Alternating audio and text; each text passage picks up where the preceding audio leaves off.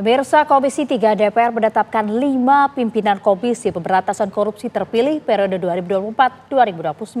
Setio Budianto menjadi Ketua KPK terpilih berdasarkan suara terbanyak. Penetapan pimpinan KPK baru menjadi sorotan karena terpilihnya kembali Johanis Tanak yang sempat memicu polemik dengan rencananya menghapus operasi tangkap tangan atau OTT.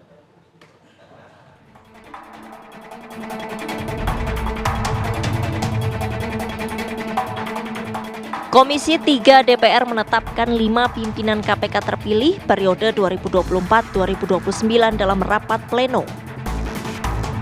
Pemilihan dilakukan secara voting oleh 48 anggota Komisi 3. Pemilihan dilakukan setelah Komisi 3 DPR menggelar uji kelayakan dan kepatutan terhadap 10 calon pimpinan KPK.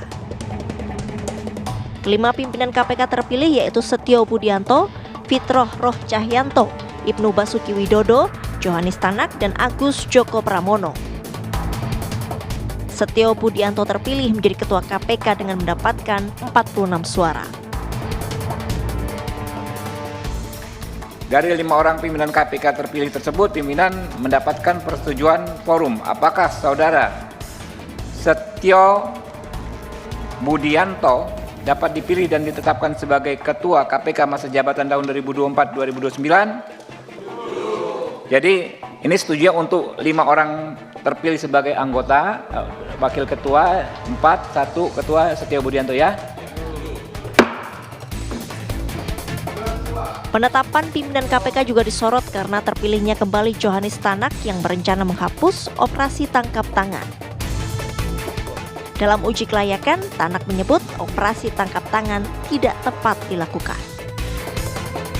OTT menurut hemat saya saja, saya kurang mohon izin, walaupun saya di pimpinan KPK saya harus mengikuti, tetapi berdasarkan pemahaman saya, OTT sendiri itu tidak pas, tidak tepat. Karena OTT terdiri dari operasi tangkap tangan. Operasi itu menurut Kamus Bahasa Indonesia dicontohkan adalah seorang dokter yang akan melakukan operasi. Tentunya semua sudah siap, semuanya sudah diperencanakan.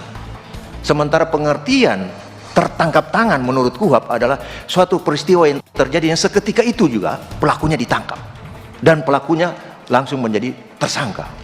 Terus kalau seketika pelaku itu menjadi melakukan perbuatan dan tangkap, tentunya tidak ada perencanaan. Nah, kalau ada satu perencanaan, operasi itu satu terencana, satu dikatakan suatu peristiwa yang terjadi seketika itu ditangkap, ini suatu tumpang tindih, itu suatu tidak tepat.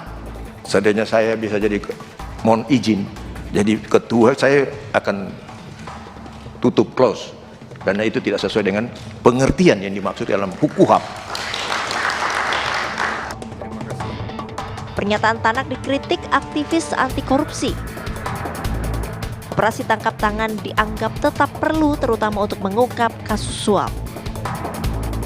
Nah, kalau ini nanti akan tetap dijalankan ketika menjabat, menurut saya bahaya sekali. Mengapa? Karena di dalam KUHP itu nyata. Tangkap tangan itu adalah istilah hukum. Sedangkan operasi itu adalah istilah populer untuk menjelaskan adanya bentuk-bentuk persiapan. Menurut saya operasi tangkap tangan itu secara real ya, meskipun ini adalah istilah yang populer, itu digunakan untuk berbagai macam bentuk tindak pidana, tidak hanya korupsi. Misalnya kemarin bahkan untuk korupsi pun kejaksaan, institusi tempat dulu berdinas Pak Tanak juga baru melakukan OTT terhadap hakim di Surabaya, 3 orang yang mengadili perkara Ronald Tanur begitu ya. Atau misalnya dalam kasus-kasus narkotika, dalam kasus terorisme, itu juga ada bentuk-bentuk persiapan untuk dapat melakukan tangkap tangan terhadap para pelaku tindak pidana. Operasi tangkap tangan itu sangat penting. Untuk apa? Mengungkap jenis-jenis tindak pidana korupsi suap.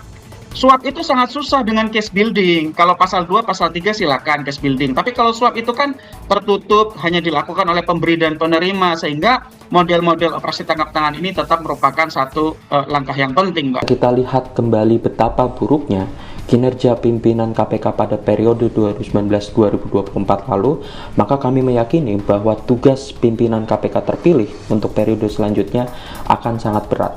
Karena mereka harus mengembalikan citra KPK di mata publik. Salah satunya dengan cara melakukan perbaikan tata kelola kelembagaan serta melakukan pemetaan ulang terhadap strategi pemberantasan korupsi untuk meningkatkan kualitas dan juga kuantitas penindakan kasus korupsi yang mereka akan lakukan. Presiden Prabowo Subianto sebelumnya menekankan tak ada kompromi dalam upaya pemberantasan korupsi.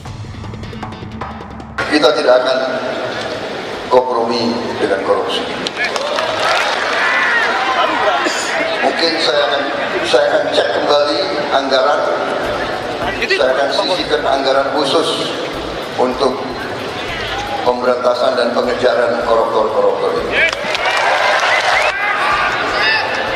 Kalaupun dia lari ke Antartika, aku kirim pasukan khusus untuk nyari mereka di Antartika. Selain memilih pimpinan KPK, Komisi 3 DPR juga menetapkan Dewan Pengawas KPK yaitu Beni Mamoto, Ciska Mirawati, Gus Rizal, Sumpeno, dan Wisnu Baroto. Tim TV One mengabarkan.